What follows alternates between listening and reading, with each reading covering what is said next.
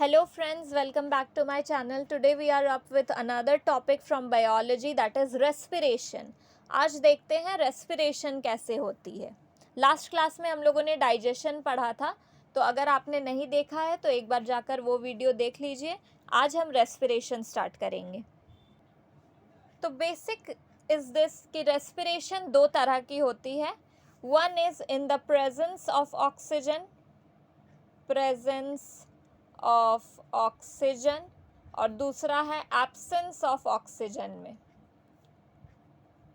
जो presence of oxygen में respiration हो रही है इसको बोलते हैं एरोबिक रेस्पिरेशन.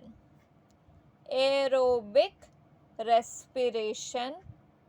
और जो एब्सेंस में हो रही है इसको बोलते हैं anaerobic respiration. Okay. Both aerobic and anaerobic respiration start in the cytoplasm of the cell. Both aerobic and anaerobic respiration start in the cytoplasm of the cell. शुरू होती है साइटोप्लाज्म ऑफ द सेल में. जो cell की cytoplasm होती है उधर से रेस्पिरेशन स्टार्ट होता है. Each and every cell performs respiration. तो दोनों ही रेस्पिरेशन, भले ही वो एरोबिक हो या एनाएरोबिक हो, दोनों स्टार्ट होते हैं साइटोप्लाज्म से, बट आगे की जर्नी दोनों की अलग अलग है. तो स्टार्टिंग इज साइटोप्लाज्म. आगे देखते हैं क्या होता है. तो रेस्पिरेशन है क्या? Break down of glucose in the presence of oxygen to get carbon dioxide and water and energy is known as respiration. तो ग्लूकोज एक 6 कार्बन मॉलिक्यूल है हमारे पास. अब ग्लूकोज 3 पाथवे हो सकते हैं ग्लूकोज के. तो पहला तो एकदम कॉमन पाथवे है जो हम लोग अभी बोल रहे हैं कि साइटोप्लाज्म से स्टार्ट हो रहा है. तो अगर साइटोप्लाज्म से स्टार्ट हो रहा है तो ये तो सब में कॉमन होगा. तो साइटोप्लाज्म से जब स्टार्ट हो रहा है तो ग्लूकोज साइटोप्लाज्म में कन्वर्ट हो जाता है पाइरूवेट में. पाइरूवेट जो कि है एक 3 कार्बन मॉलिक्यूल. ग्लूकोज कितना था? 6 कार्बन मॉलिक्यूल. और पाइरूवेट कितना है? 3 कार्बन मॉलिक्यूल है. मतलब हाफ हाफ हो गया. 6 कार्बन 3 में टूट गया है. टूटना मतलब ऑक्सीडेशन होना. ऑक्सीडेशन का मतलब है टूटना. रिडक्शन का मतलब होता है जुड़ना. तो ग्लूकोज यहाँ पे पाइरूवेट बन रहा है, टूट रहा है. दैट मीन्स ये ऑक्सीडाइज कर गया है. और ये कहाँ हुआ? साइटोप्लाज्म में हो रहा है. इसके बाद अब पाइरूवेट के 3 पाथवे बनते हैं. 3 पाथवे, 2 एनाएरोबिक और 1 एरोबिक. देखते हैं कैसे है. तो पहला है एरोबिक वाला प्रोसेस. एरोबिक मतलब प्रेजेंस ऑफ ऑक्सीजन में. जब प्रेजेंस ऑफ ऑक्सीजन में होगा ना तो ये पाइरूवेट कहाँ चला जाता है? माइटोकॉन्ड्रिया में. पाइरूवेट बना था, याद रखना, साइटोप्लाज्म में, बट पाइरूवेट बनने के बाद अगर एरोबिक प्रोसेस हो रहा है तो वो चला जाता है माइटोकॉन्ड्रिया में. और माइटोकॉन्ड्रिया में अल्टीमेटली पाइरूवेट ऑक्सीडाइज होके बना देता है carbon dioxide plus water plus energy.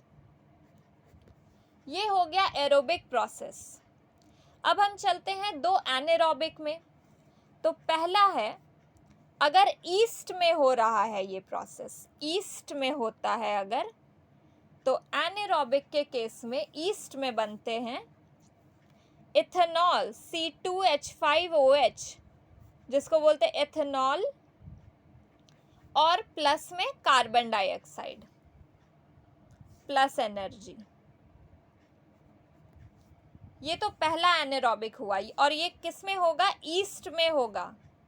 याद रखना, ईस्ट में. ईस्ट में एनाएरोबिक रेस्पिरेशन होता है और क्या बनता है पाइरूवेट से? Ethanol plus carbon dioxide plus energy. Clear. अब थर्ड प्रोसेस जो भी एनाएरोबिक ही है, मतलब एब्सेंस ऑफ ऑक्सीजन में, ये कब होता है? ये होता है हमारे मसल सेल्स में.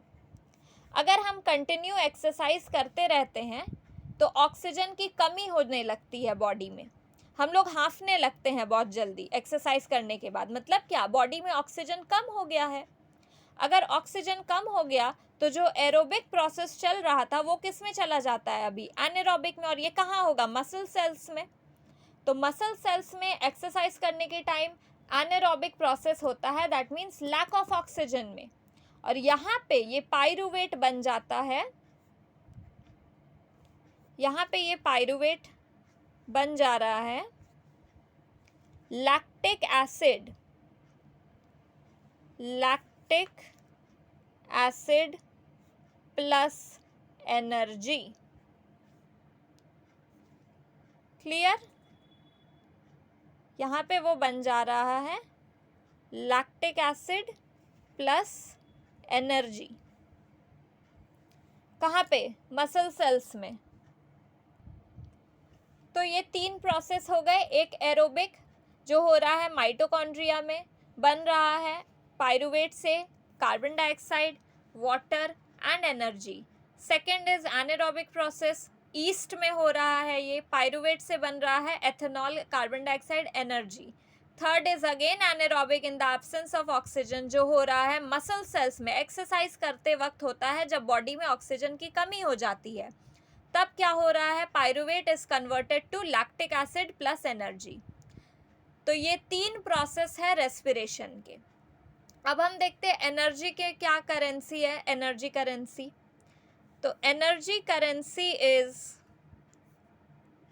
ATP, energy currency is ATP. इसका फुल फॉर्म क्या होगा, एडेनोसाइन ट्राइफॉस्फेट। ये बन कहाँ से रहा है, ये ADP plus PI gives ATP। ADP मतलब adenosine diphosphate, 2 adenosine diphosphate plus inorganic phosphorus, PI मतलब इनऑर्गेनिक, इनऑर्गेनिक फॉस्फोरस। तो अभी देखो 2 है यहाँ पे, डाइफॉस्फेट है 2, उसके साथ एक और फॉस्फोरस गया तो ये बन गया एडेनोसाइन ट्राइफॉस्फेट, 3 हो गया यहाँ पे। तो इस तरह से ATP बन रहा है, जो कि है एनर्जी करेंसी। बॉडी में एनर्जी किस फॉर्म में स्टोर होती है, ATP के फॉर्म में। अब यहाँ पे ATP के नंबर में डिफरेंस होता है। एरोबिक, जब एरोबिक रेस्पिरेशन की बात कर रहे हैं, एरोबिक रेस्पिरेशन, एरोबिक रेस्पिरेशन में कितने ATP बनते हैं, एक होल साइकिल, अगर एक पूरा साइकिल हो रहा है रेस्पिरेशन का, एरोबिक रेस्पिरेशन का, तो बनते हैं 38 ATP, 38 ATP। और वहीं अगर एनारोबिक की बात की जाए, मतलब in the absence of oxygen, anaerobic respiration में, तो यहाँ बनते हैं सिर्फ 2 ATP। तो डिफरेंस देख रहे हो, एरोबिक में 38 एंड एनारोबिक में ओनली 2 ATP। मतलब aerobic in the presence of oxygen में ज़्यादा एनर्जी रिलीज होती है, ना कि एनारोबिक में।